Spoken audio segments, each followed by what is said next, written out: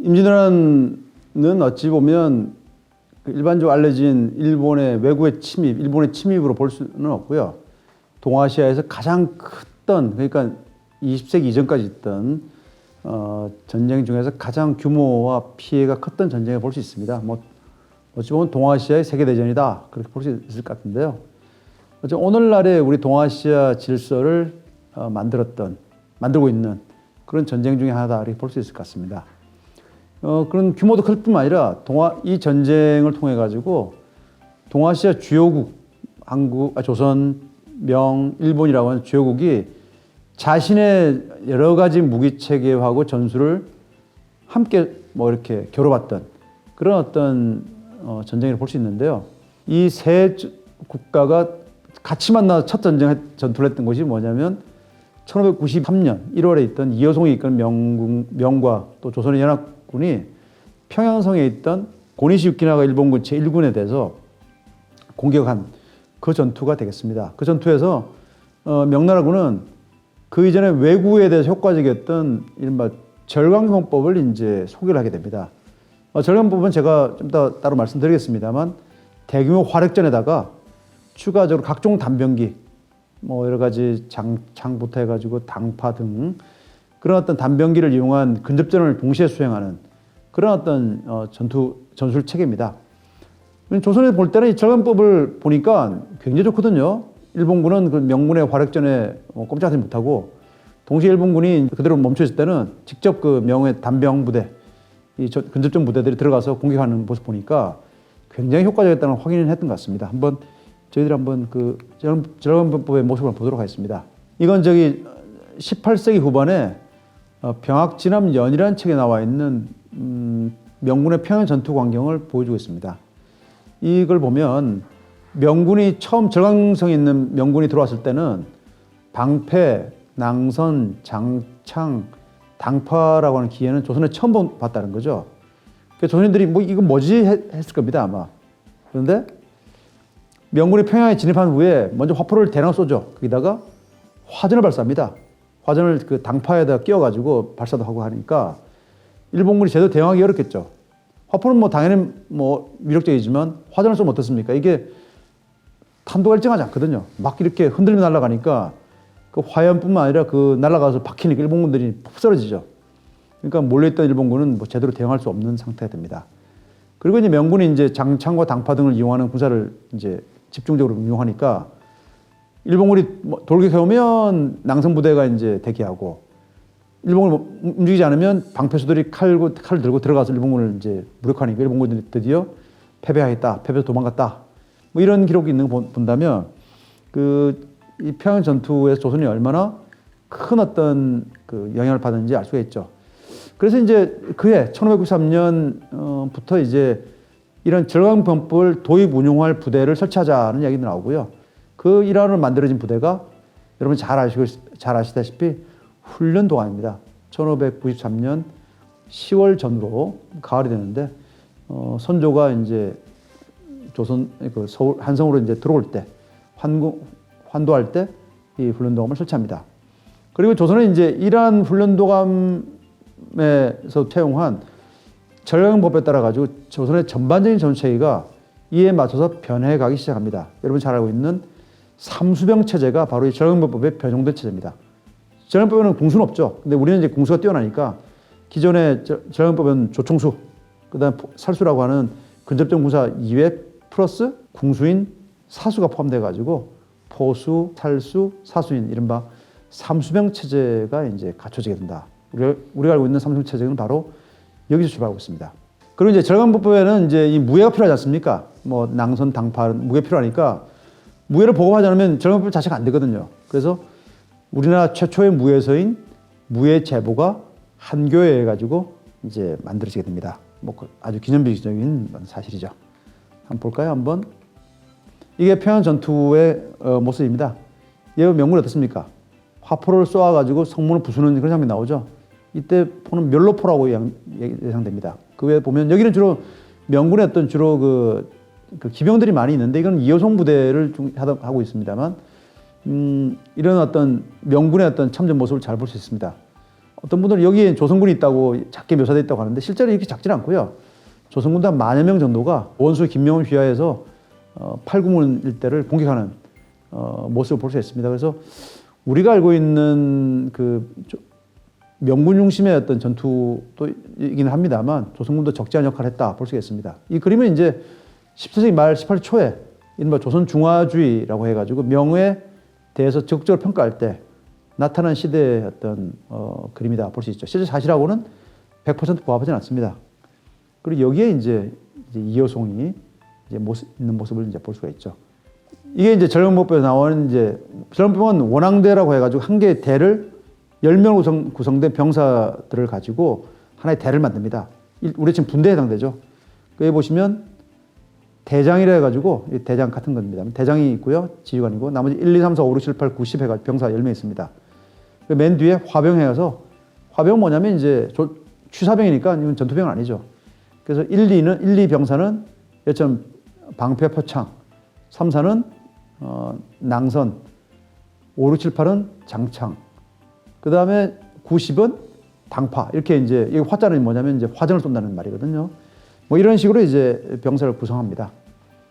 그리고 이러한 병사들이 집단적으로 이제 일본군의 근접전 부대를 공격하는 그러한 모습을 이제 볼 수가 있습니다. 한번 차례차례 군사들 모습 볼까요? 이게 이제 등패수죠. 조선 근접전 군사였던 등패수의 모습을 보여주고 있습니다. 등패라는 건 등나무로 만든 방패에 표창을 들고 있고요. 이 요도해가지고 우리 치면 이제 긴 칼을 이제 근접전할 수 있게 돼요. 평소에 이렇게 싸우는데 싸우기 전에 바로 싸우지 않고 칼을 빼들기 전에 이런 투창이라는 작은 표창이랍니다만 앞이 좀 무거운 표창을 먼저 던지고 그 다음에 이어서 이제 돌격해가지고 일본군을 공격하는 그런 어떤 등패수가 앞에 2명이 서게 됩니다. 그다음 낭선수가 있죠. 낭선은 뭐냐면 긴 대나무를 가지를 이렇게 꺾지 않고 유지한 상태에서 앞에 창날을 박는 방식이죠. 그래서 저기에 또 화살을 돌리면 화살이 튕겨나거든요. 그 다음에 저게 칼날도 이렇게 이 나무 가지에 방해를 받도록 하는 그런 방어를 중심으로 하는 이제 일종의 방어형 뭐 창이다. 뭐 길이는 한 2, 3m 되기 때문에 상당히 힘이 좋은 군사들로 이제 구성합니다. 이제 그 뒤에 이제 우리가 알고 있는 장상수죠. 이건 주로 찌르는 군사들입니다. 공격형 군사들이죠.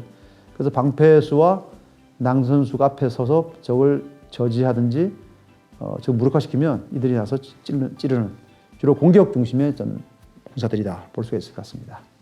다음에 당파수들이죠. 당파수는 이제 맨 뒤에 서는데 주로 이 당파의 날이 이렇게 있는 이 사이에 들어간 쪽으로 이제 화전을 걸어가지고 쏠 수도 있고요. 그리고 이제 이 당파수들은 저게 칼날이 들어오면 칼날이 막아가지고 꺾어버립니다. 꺾어서 저기 이렇게 착 꺾죠. 꺾어서 이제 저기 일본군의 장기인 이 대도가 위력을 발휘 못하도록 하고 이제 장창수가 찌르는 뭐 그런 방식의 어떤 전투를 수행하고 있습니다. 짧은 창인데 이건 이제 우리 많이 보셨죠? 이건 그 우리 저팔계 나올 때 삼지창 이런 많이 보는 건데 뭐 그런 모습들로 보시면 될 것 같습니다. 그 외에도 이제 이 곤봉이라 해가지고 화병인 취사병들은 이렇게 봉에다가 창날을 박아가지고 쓰는 일종의 우리 치면 기본 무예에 해당되는 봉술 훈련을 할 때 쓰는 그런 무기체계가 되겠습니다. 곤봉이랍니다. 그 다음에 이제 아까 말씀드렸습니다만 무예 제보는 각종 이제 칼, 아까 그 등패수가 갖고 있는 칼과 같이 그런 칼들인데 이런 장도를 많이 사용했던 것 같습니다. 특히 이제 일본군의 장도를 조선이 많이 받아가지고 이 일본군의 장도를 이제 익히는 훈련도 많이 하죠. 여기 보면 어떤 나와 있습니까? 조총수는 적이 멀면 조총을 쏘고 적이 가까이 이르면 몸에 가까이 이르면 이 칼을 겸해 쏠 수 있다 이렇게 돼 있는 거 보면 이거는 일본에서 나온 기회를 받아가지고 우리가 이제 변형해 쓰는 이거 뭐 일반적으로 조총수들이 많이 했습니다. 그래서 조총수들은 조총을 쏘고 나면 무기 없잖아요. 그러면 이제 휴대하고 있는 칼을 빼서 싸울 수 있는 그런 모습들을 볼 수 있습니다. 그다음에 여기 나와 있는 총도라는 것은 연속 동작이죠. 뭐 맞고 뭐 이렇게 연속 동작 쭉 이어가면서 이렇게 돌아오고 뭐 이렇게 전체 우리 연속 동작을 보여주는 그런 그림이 되겠습니다. 이 그림은 무예 제보에 나와 있는 그림들을 제가 뽑아온 겁니다. 이렇게 해서 조선은 16세기 말에 임진왜란을 뭐 현명하게 잘 대처를 하게 됩니다. 하게 되는데 문제는 이제 임진왜란이 끝났다고 해가지고 끝난 게 아니죠. 임진왜란이 끝났다고 조선은 곧바로 위기에 닥치게 됩니다. 그것은 이제 16세기 말부터 차츰 세력을 키우고 있던 누르하치가 이끄는 건주 여진족의 세력이 커지게 됩니다. 이미 16세기 후반 1580년대가 되면 이미 영역 국가적인 차원으로 상당히 커지게 됩니다. 그래서 건주 여진의 여러 부족들을 이미 임진왜란 전에 통합을 하고 있습니다. 그리고 임진왜란을 계기로 명의 주력군이 조선에 파병되면서 만주 지역, 요동 지역에 있는 명의 영향력이 상당히 약화되지 않겠습니까? 아무래도 힘이 빠지니까. 그 틈을 딛고 곧바로 이들은 세력을 동쪽으로 팽창하기 시작합니다. 주로 장백산 지역, 지금 중국에서는 장백산이라고 지금 장백부라고 하는데 백두산 위쪽에 있는 여러 부족들, 장백부라고 합니다만 장백부를 누르하치가 병절한 임진왜란 중에 차지하게 되고, 그다음 임진왜란 끝날 때쯤에는 그 두만강 유역 중하류 지역으로 진출해 가지고 선조 후반부 17세 초가 되면 그 지역도 누르하치의 영향력 하에 들어오게 됩니다. 그러면서 세력이 상당히 커지지 않습니까? 커지면서 누르하치가 대부분의 뭐 해서여진이라든지 상당히 많은 여진족들을 이제 통합하는 그러한 모습을 볼 수 있습니다. 누르하치가 이제 이렇게 세력을 키우는 것은 뭐 여러 이유가 있는데 그 중에 하나가 이제 누르하치가 요동 지역에 있던 여진족들의 무역을 독점하게 됩니다. 인삼이라든지 그때 산삼이죠. 뭐 인삼이나 아니면 담비 가죽 이 무역을 명나라에 보내게 되는데 이 무역을 누르하치가 독점해가지고 일종의 창구가 되게 되죠. 그러니까 굉장히 경제적으로 성장하게 됩니다. 그 힘을 가지고 이제 국가를 키우게 되는 거죠. 심지어는 이제 임진왜란 당시에는 누르하치가 뭐라고 합니까? 조선에 대해서 우리가 기병 2만 명을 보낼 테니까 너희 도와주겠다 했는데 조선이 거부했죠. 도와주면 틀림없이 문제 일으킬 것이다 해가지고 유성룡이 반대한다고 얘기해서 조선은 반대하게 됩니다. 그만큼 이제 겁이 없는 거죠. 그러면서 이제 이들이 세력이 커지니까 명도가 굉장히 심각해졌습니다. 그러다가 이제 1610년대, 16년쯤 되면 이들이 후금을 건국하게 됩니다. 국가를 만들죠.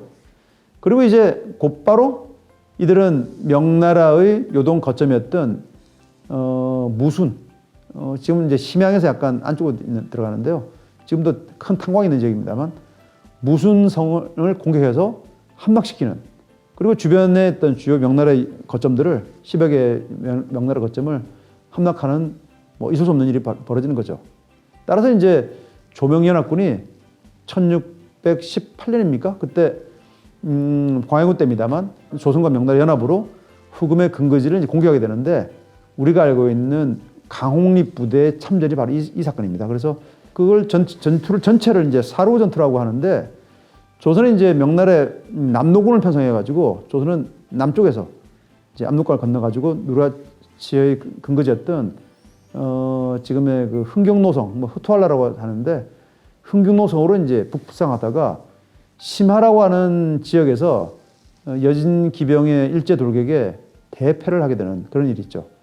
그때 조선군 만여 명이 이제 이동하다가 조총을 쐈는데 돌격을 저지하지 못하고 수천 명이 이제 전사하는, 그리고 남은 수천 명이 그냥 항복하는, 우리가 알고 있는 이제 강홍립의 항복이 이제 이 사건이죠. 그러면서 이제 이걸 계기로 조총병을 중심으로 편성된 조선군은 기병의 일제 돌격을 저지하기 곤란하다는 게 확인됐습니다. 조선은 이제 누르하치 세력이 커지니까 기병에 대해서 효과적인 부대를 조총병으로 생각했거든요. 평지에 조총을 쏘아서, 조총은 쏘면 맞으면 이제 기병이 그대로 무력화되니까. 그래서 조총에 쏘아서 일제 돌격을 저지한다고 했는데 문제는 이제 조총은 두 가지 한계가 있죠. 하나는 뭡니까? 기후의 영향을 말했죠. 바람이 많이 분다든지 비가 온다든지 제대로 사격하기 어렵거든요. 그 다음에 이 조총의 문제는 발사 속도가 훨씬 느리죠. 위로는 센데. 맞으면 그냥 그대로 무력화되는데 만일 피하고 다음 발사할 때까지 시간에 기병이 돌격해버리면 이걸 저지하기 어렵습니다. 그래서 원래는 이제 조총병 이후에 항상 보면 저들이 돌격을 막기 위한 창병을 대량을 확보합니다. 원래 초창기 조총 라이플 머스켓이 만들어질 때는 하는데 조선은 이 조총병 비중이 굉장히 높았습니다. 삼수병 체제가 있었지만 조선은 전통적으로 조총이나 궁시와 같은 장병의 비중이 전통 높습니다. 그래서 기병의 돌격을 저지하지 못한 결과 후금에 크게 참패하죠. 그래서 이제 이 문제를 해결하기 위해서 많은 생각들을 하게 됩니다. 뭐 그 전부터 이제 이 전쟁이 있기 전부터 조선이 이제 기존의 절강병법에 어떻게 효과적으로 할 수 있을까를 고민하게 되는데요. 그 대안으로 모색된 게 바로 전차입니다. 그러니까 이 전차 수레에다가 방패를 달고 거기다가 이제 불랑기와 같은 소형 총통을 붙여가지고 탑재를 해가지고 일종의 수레를 쭉 진 외곽에 배치하면 일종의 장애물이 되죠. 바리케이드 되지 않습니까? 그 상태에서 이제 각종 포와 조총을 쏘게 되면 적 기병을 저지할 수 있겠다. 그리고 적이 이제 저지되면 안에 있는 기병들이 달려나가서 적을 추격해서 섬멸하면 되겠다. 이렇게 이제 전술을 구사하게 되는데 이건 조선에 만든 전술이 아니고요. 초기에는 이제 절강병법을 만들었던 척교광이라는 명나라 장군이 북방에 있는 몽골족을 토벌하기 위해서 만든 전술책이었습니다. 그리고 그 내용을 연병실기라고 하는 책에 쓰게 되는데 임진왜란 중에 명으로부터 다양한 책들이 이제 들어오게 되는데 병서들이 기호신서 위에도 기호신서는 주로 이제 절강병법을 소개하고 있고요. 이런 어떤 전차를 중심으로 한 어떤 새로운 전술은 연병실기에 이제 있게 되고 조선도 이제 그걸 소개받게 됩니다. 그리고 그걸 조선 내 적합하도록 개량한 전술체계를 만들게 되는데 아까 보셨던 한교라는 인물 보셨죠? 한교가 이제 무예 재관의 책을 만들었던 인물인데 이러한 절강병법의 전차를 추구한 전술을 새로 이제 체계화하면서 연병진암이라는 책을 광해군 초반부, 광해군 5년일 겁니다 아마 5년경에 편찬하게 되죠. 10세기 초반입니다만. 그리고 이제 연병진암을 편찬하게 되고 편찬해보니 어떻습니까? 연병진암은 기병의 존재도 있고 또 기병 돌격을 저지하기 위한 또 전술체계가 있거든요. 그러니까 기병에 필요한 무기, 그 다음에 기병에 필요한 무예, 또한 기병의 돌격을 저지하기 위한 무기, 또 무예가 필요했죠. 그래서 이제 연병진암이 편찬되고 나서 얼마 지나지 않아가지고 최기남이라는 사람 분이 무예제보 번역 속집이라는 책을 또 다른 무예제보의 어떤 또 다른 개량판이죠. 무예제보 번역 속집이라고 하는 책을 편찬하게 됩니다. 최기남은 최명길에 이제 부친이 되죠.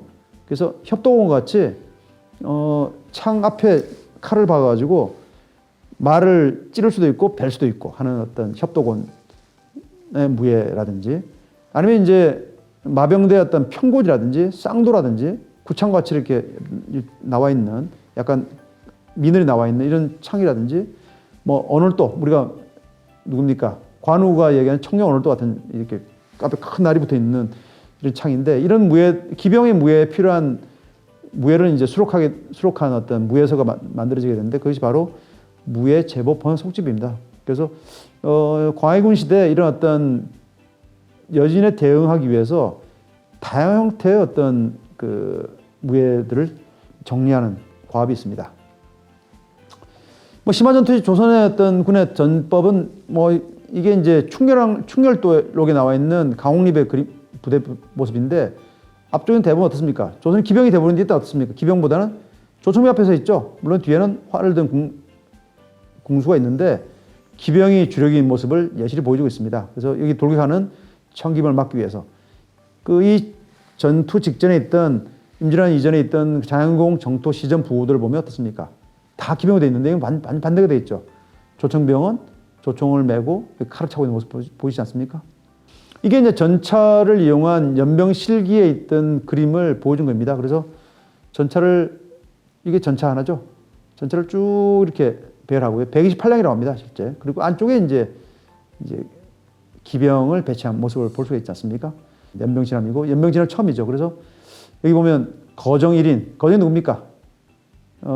거정이 이제 전차의 어떤 우리 좀 책임자죠. 지휘관이죠. 그리고 1인은 그 한술의 진퇴 호령을 온전히 담당한다. 뭐 이렇게 되어 있지 않습니까? 그 다음에 총수일 때는 어떻고, 뭐 이렇게 쭉 나옵니다. 부대 편성이 이제 나오게 되고요. 그래서 전차, 기병, 보병, 거기보랍니다만 그 대의 편제 방식이 이렇다는 걸 이제 보여주는 여기 보면 뭐 기총 어떻고 뭐 여러 가지 편성이 있습니다. 뭐 구체적인 내용들을 제가 좀 생각하도록 하겠습니다. 연병실기에 어떤 기병은 이렇게 편성되어 있습니다. 앞에는 제가 뭐 모사한 겁니다. 조총을 든 기병, 뒤에는 쾌창이라 해가지고 어떤 자루에 앞쪽에 이제 총 쏘는 작은 창 그 총구를 박아가지고 사격할 수 있는 위력은 약합니다만 그런 총이 있고요. 이어서 이제 당파. 그다음에 이거 뭡니까? 언을도. 이건 구창 해가지고 이런 식으로 이제 편성하죠. 그래서 연병실계 마병대 편성을 그대로 갖고 오기 위해서 조선이 그에 합당한 무예를 만들게 됩니다. 이건 제가 이제 예전에 뭐 일러스트레이터 할 때 한번 부탁해가지고 만들어본 그런 글입니다. 그래서 이런 마병대를 편성해가지고 북방 쪽에 대응했는데 이러한 것들을 조선이 이제 중요한 어떤 편성의 방식으로 하는 것 같습니다. 그래서 조선은 기병을 이제 중무장대 화력을 가진 기병으로 편성할 뿐만 아니라 동시에 여진 기병을 막기 위해서 여진 기병의 공격을 저지하기 위한 보병의 어떤 여러 가지 단병 무예, 아까 말씀드린 협동 같은 무예라든지 그런 무예들을 이제 소개하고 익히는 그런 훈련들을 이제 17세기에 했던 것 같습니다. 초반에. 여기 말하자면 협동을 이런 거죠. 앞에 자루가 있고 뒤에 창날이 꽤 있는 뭐 칼날이 좀 박혀 있는 가벼운 어떤 이런 무기입니다. 그다음에 이런 구창도 있죠. 구창은 뭐냐 협동과 비슷한데 창에 이렇게 뭐 어떤 가시 같은 게 달려 있죠. 그래서 어떻습니까? 사용법은 협동과 동일한데 이건 주로 어떤 데 사용하냐면 기병들을 찔렀을 때 설령 빗 맞아도 어떻습니까? 이런데 걸어가지고 당겨가지고 이렇게 쓰러뜨린다든지 낙마시키는 그런 목적으로 사용하는 기병은 찌르기도 하지만 경우에 걸어서 넘겨뜨리는 그런 무기를 이제 사용하는 본다면 그 당시 이 무예전 번역 속집이 편찬되던 17세기 전반에 초반에 조선이 얼마나 대기병 무예를 많이 만들려고 했던지 잘 보여주고 있습니다. 자, 뭐 이제 이를 바탕으로 이제 조선이 이제 조선 후기에 되면 다양한 전술과 무기를 하게 되죠. 그래서 17세기 초반에 이제 조총병 중심의 전략법만 가지고 안 되니까 청기병에 대응하기 위해서 이제 병절한 단계가 되면 기병들 많이 육성하고 이러한 맞춰가지고 다양한 군사 제도를 만들게 됩니다. 그리고 기병을 강화해 나가죠. 꾸준히 강화해 납니다. 조선은. 우리가 생각보다 조선이 기병이 많죠. 훈련동안만 해도 한 600여 명 기병이 있고요. 그 다음에 왕을 지키는 어떤 금군에도 한 700명 정도의 기병이 있었고요. 현종대입니다만. 그 외에도 이제 어영청, 금용에도 다 기병이 편성되고, 그 다음에 경기도를 지켰던 그 총영청에도 기병 부대가 다수 편성되는 모습을 볼 수 있죠. 그리고 10세기 후반부터는 이제 각 지역에 뭐 별기위라든지 친기위 같은 함경도 지역은 친기위, 평안도 지역은 별무사, 뭐 남쪽 지역은 별기위 하는 어떤 각 지역별 정예 기병 부대가 점차적으로 창설되게 됩니다. 그러니까 이제 이런 기병이 이제 점차 강화되게 되고요. 이에 따른 여러 무예도 필요하죠. 기병 중심의 무예 중에 하나가 뭐 하객진 같은 전술이 만들어지기도 하고 기병 무예도 필요해지고 기병 무예는 주로 뭐 평군 같은 것들입니다. 그 다음에 이제 이 기병과 조총병 강화에 따라 가지고 여러 무예들이 필요합니다. 특히 기병의 무예들은 한 6종이 되는데 그의 보병에도 어떤 무예가 필요하면 특히 칼을 많이 사용합니다. 조총병이 강화되니까 이 검술이 필요했어요. 왜냐면 뭐 조총을 쏘고 나면 그 다음에 근접전할 때는 어떻게 합니까? 칼을 휘둘러야 되잖아요. 그래서 아까 보았던 장도도 필요하지만 그 외에도 뭐 제도검이나 등등 해가지고 뭐 외검도 있고요. 다양한 형태의 어떤 검, 그 외에도 이제 각종 창이라든지 또 기병 무예 등등이 정리된 게 필요하게 되는데 그래서 이제 이러한 무예들이 꾸준히 정리되면서 결국은 18세기 말에 정조대에 무예 통지가 이제 가능되게 됩니다. 그리고 이제는 기병하고 조총병이 가장 증강되게 되고요. 특히 대부분이 이제 조총병으로 편성됩니다. 어영층과 금이영은. 훈련도감도 이제 한 600여 명의 어떤 살수를 빼고는 다 조총병 편성되는 걸 볼 수가 있죠. 그래서 조선 후기의 군사 모습은 다수의 조총병, 그 다음에 상당한 규모의 기병, 그 다음에 소수의 근접전병, 뭐 살수라고 대표되는 그런 것으로 보는 게 아마 일반적인 모습입니다. 이건 이제 조선만 그런 게 아니고요. 유럽에서도 조총의 위력이 점점 커질수록 기병의 규모도 커지고 대신 이제 이 살수라고 하는 병사의 규모는 차츰 작아지는 그런 패턴을 보이는데 우리도 동일하게 보이는 것 같습니다. 뭐 당연하지 않겠습니까? 이 전쟁은 보편성이 있거든요. 상대가 어떤 모습 보이면 대응해야 되잖아요. 그러니까 이제 조선은 이런 어떤 기병, 조총병 중심에다가 일부 이제 필요해가지고 전차나 화차를 이제 운용하는 전술 개발에도 나서게 됩니다. 그래서 조선은 이때 보면 전차, 화차에 대한 개발 논의가 17세기 후반부터 꾸준히 나게 돼가지고 18세기에는 다양한 형태의 수레가 뭐 훈련동함에도 수십 개 대의 어떤 수레, 뭐 어영청에도 한 200~300대인 화차, 이런 것들이 나오는 거 본다면 실제 서울에서만 수백 대의 어떤 전차나 수레들이 있는 걸 볼 수 있죠.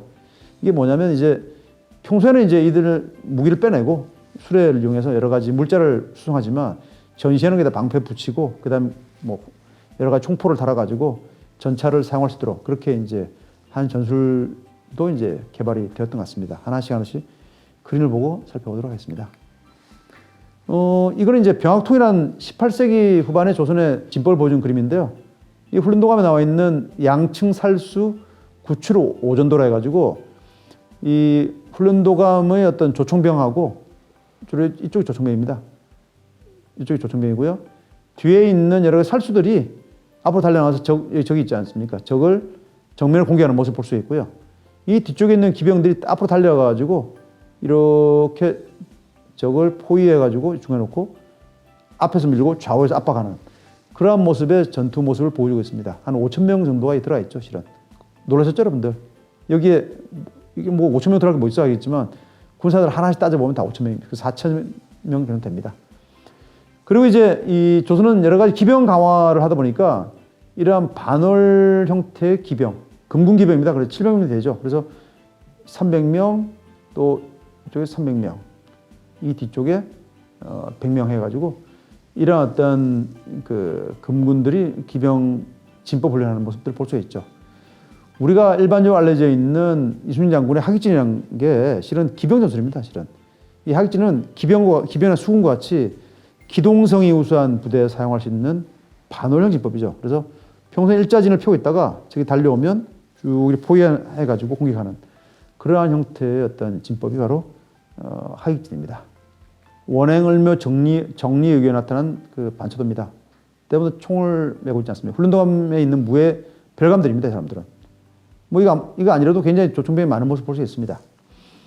그 다음에 이제 기병의 경우는 주로 이렇게 싸웁니다. 주로 적의 공격을 받으면 평곤을 꺼내들고 공격하는, 물론 칼과 활을 차고 있는 모습을 볼 수 있죠. 이게 돌격하는 모습을 조선군의 모습을 잘 보여주는데 한번 전투 광경 나중에 좀 이따 보도록 하겠습니다. 그 다음에 아까 좀 전에 말씀드린 화차죠. 여기처럼 10개의 총신이 달린 하나의 틀을 여기에 10단을 올립니다. 10개의 층으로 쭉 올리죠. 그럼 몇 개입니까? 100개가 되죠. 그럼 연속으로 교대로 계속 쏠 수 있는 게 100개를 쏠 수 있다는 겁니다. 100발의 어떤 조총탄을 날려가지고 적에 대해서 위력을 보여주는, 이게 바로 이제 19세기 초반에 나와 있는 당시 융원필변 책에 나와 있는 그 화차의 모습을 잘 보여주고 있습니다.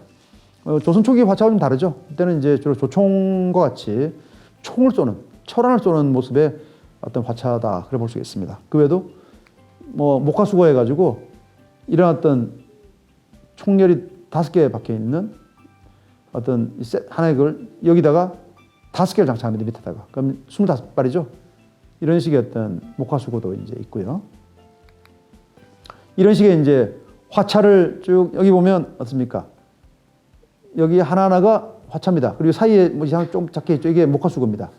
이렇게 화차를 가지고 진을 펼치는 이런 진법 훈련도 실은 실시를 했습니다. 그리고 이제 조선 기병의 돌격 장면이죠. 돌격하는 모습이 잘 나와 있지 않습니까? 이 내용은 이게 병학통에 나와 있는 내용인데요. 보면 다음과 같습니다. 싸움할 때는 적병이 100보 밖에 있으면 병사들이 말을 탄다는 거죠. 그리고 신호포를 울리면 1, 2 우기, 이는 뭐 우리미의 깃발을 의미하는데 우리미 관련 깃발을 세우고 북을 울리고 깃발을 흔들면 뒤층에 있는 군사들이 앞쪽으로 나온다는 거죠. 일자 늘어선다는 겁니다. 쭉 늘어서고 100보 안으로 들어오면 명예에 따라 활을 쏜다는 거죠. 근데 50보 앞에 들어오면 북을 빠르게 울리고 천하성 나팔을 불면 평건을 뽑아들고 적을 공격한다는 겁니다. 이때 일본은 대략 1.2m 그리고 50분 60m가 됩니다. 그러니까 60m 내로 들어오면 어떻게 합니까? 기병이 일제 돌격하는 거죠. 그러니까 활을 100발을 쏘다 일제 쏘다가 적의 또 좀 전열이 흩어지면 명령에 따라서 일제히 적에게 진격하는 그런 모습을 이제 볼 수가 있죠. 그러니까 60보 정도면 말이 달리면 한 5초 내지 10초 만에 안 들어오겠습니까? 금방 뭐 적을 이제 제압하는 굉장히 역동적인 모습을 볼 수 있죠. 요즘에 전쟁 영화 같은 데 보면 기병들 돌격하는 장면들이 있는데 유럽 기병들은 굉장히 멀리서부터 달려오더라고요. 근데 우리는 이처럼 이제 활을 쏘기도 하고 또 뒤에 이 표하곤 해가지고 어떤 조총병들도 같이 편성되어 있습니다. 그래서 조총도 쏘겠죠. 조총도 쏘고 여러 가지 경량 화포를 쏘게 됩니다. 쏘다가 적이 가까이 들어오면 결국은 기병들이 평공을 뽑아들고 적을 내리치는 그런 방식으로 전투를 이제 했던 것 같습니다. 한국의 어떤 조선시대 무기에 대해서 제가 간단히 좀 말씀을 드렸습니다. 무기는 주로 크게 개괄적으로 말씀드렸습니다만 무기 개별적으로 본다면 상당히 이해하기 어렵습니다. 그러나 전투의 수행 방식, 뭐 전술이라고 합니다만 전투 방식을 보면서 무기가 어떻게 이용되는지 본다면 굉장히 역동적으로 볼 수 있습니다. 그리고 개별 무기에 대해서는 아까 제가 수업 처음에 말씀드렸던 뭐 한국 무기발달사라든지 뭐 그런 여러 가지 책들이 최근에 잘 나와 있습니다. 잘 나와 있고 그 외에도 저기 뭐 인터넷 같은 데 뒤져보시면 뭐 재원이라든지 모양들이 잘 나와 있기 때문에 보시면 이해하시는 데는 어렵지 않을 것 같습니다.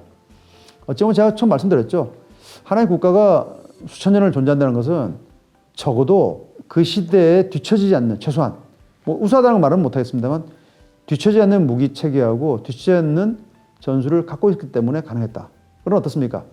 임진왜란 때와 같이 초반기에 혁신이 일어나지 않는 상태에서 기존의 무기 체계를 바탕으로 단순한 개선만 한다면 결국은 주변의 위협에 대해서 적절하게 대응하지 못하는 어떤 일들이 뭐 적지 않게 있다는 걸 볼 수 있죠. 저는 개인적으로 우리가 오늘날 대한민국이라는 나라가 뭐 상대 세계에서 뭐 세계 한 10위권에 아주 강한 국가가 되어 있고 그런 것들은 다른 게 아니죠. 오랜 기간 동안의 전쟁에 대해서 대응하기 위한 여러 가지 준비를 해왔던 경험이 있고 그를 바탕으로 새로운 무기를 만들어봤던 경험이 있다는 거죠. 뭐 그런 것들이 비록 우리가 새로운 무기체계라든지 새로운 군사체계를 갖지 못함에 따라 가지고 일제 전쟁도 치르지 못하고 이제 나라를 뺏겼지만 어찌 보면 해방 이후에 세계적인 어떤 국가를 만드는데 아마 기여를 했던 것 같습니다. 항상 저는 그렇게 생각하죠. 하나의 나라가 어떤 경험들을 갖고 있다는 것은 그건 중요한 가치가 됩니다. 중요한 자산이죠. 좋은 경험과 역사적 전통을 갖고 있는 나라는 그러한 것들을 다시금 회복할 수 있습니다. 근데 그런 경험이 없는 나라는 할 수가 없죠. 우리는 그런 면에서 본다면 꾸준히 동아시아 지역에서 어찌 보면 중국 세력에 동화되지 않고 이 지역에서 어떤 독립을 유지하고 또 번영을 유지했던 거의 몇 안 되는 지역 중 하나가 한반도 지역이지 않겠습니까? 그런 것들은 전쟁과 무기에 대해서 변화와 혁신을 꾸준히 추구했던 그런 배경이 아마 이런 것들을 가능하지 않을까 개인적으로 생각하고 있습니다. 그래서 가능하면 여러분들이 보실 때 무기만을 보지 마시고 어떻게 운용됐을까도 같이 보시는 좀 종합적인 사고를 통해 가지고 이 조선시대 전쟁과 무기를 좀 종합적으로 보는 그런 시각을 가지면 좋겠습니다. 뭐 아울러 최근에 이제 이 서울 지역에 발굴하다 보면 다수 무기가 많이 나오거든요. 그러한 것들이 그냥 나온 게 아닙니다. 전쟁의 과정에서 어떤 여러 가지 경험들이 또한 새로운 무기를 만들기 위해서 갖고 왔다가 이제 파손된 무기를 재생하려다가 전쟁 때문에 갑자기 이제 묻어버리는 경우도 있는데 그걸 통해 보더라도 굉장히 다양한 화약 무기들이 사용됐던 것을 조선시대에 확인할 수 있죠.